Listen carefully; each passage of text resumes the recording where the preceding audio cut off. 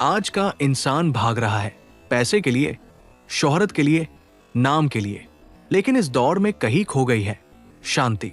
और इस दुनिया में हजारों साल पहले जन्मा था एक ऐसा मनुष्य, गौतम बुद्ध। लुम्बिनी की सुंदर बगिया में रानी माया देवी ने एक तेजस्वी बालक को जन्म दिया। राजकुमार सिद्धार्थ राजमहल का राजकुमार था, पर दिल से बेहद संवेदनशील। एक दिन उसने देखा एक पक्षी घायल है।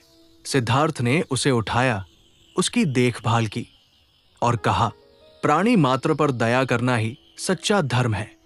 राजमहल में सब कुछ था, वैभव, नृत्य, संगीत, लेकिन सिद्धार्थ के मन में एक सवाल जल रहा था।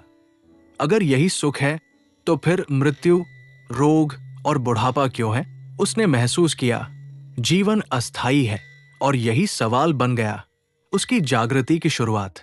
एक रात चांदनी के नीचे सिद्धार्थ ने सब कुछ पीछे छोड़ दिया, राज्य, परिवार, वैभव, सब कुछ, सिर्फ एक उद्देश्य, सत्य की खोज। वो घोड़े पर सवार होकर निकला और उसी क्षण शुरू हुआ इतिहास का सबसे बड़ा त्याग का सफर। वर्षों की तपस्या, साधना और ध्यान के बाद भी सत्य दूर था। एक रात बोधि वृक्ष के नीचे ध्यान में बैठे सिद्धार्थ, मन शांत हुआ, विचार थम गए, और तभी जागरण का प्रकाश भीतर फैल गया। वो बन गए गौतम बुद्ध। उन्होंने जाना दुख का मूल है आसक्ति और शांति का मार्ग है मध्यम मार्ग। सारनाथ में बुद्ध ने दिया अपना पहला उपदेश, जीवन में दुख है पर उससे मुक्ति भी संभव है। उन्होंने बताया अष्टांगिक मार्ग, सम्यक दृष्टि, सम्यक वाणी, सम्यक कर्म। यही था धम्म का आरंभ। और तब से दुनिया ने सुनी शांति की एक नई आवाज। बुद्ध ने कहा, मन ही सब कुछ है, जो तुम सोचते हो वही बन जाते हो। घृणा का अंत घृणा से नहीं, प्रेम से होता है। हर सुबह हम फिर से जन्म लेते हैं। जो आज करते हैं वही सबसे महत्वपूर्ण है। स्वयं पर विश्वास रखो।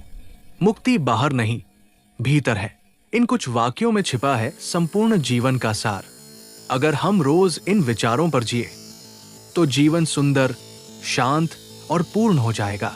आज भी अगर हम करुणा, संयम और समझ को अपनाएं तो हर इंसान अपने भीतर के बुद्ध को जगा सकता है।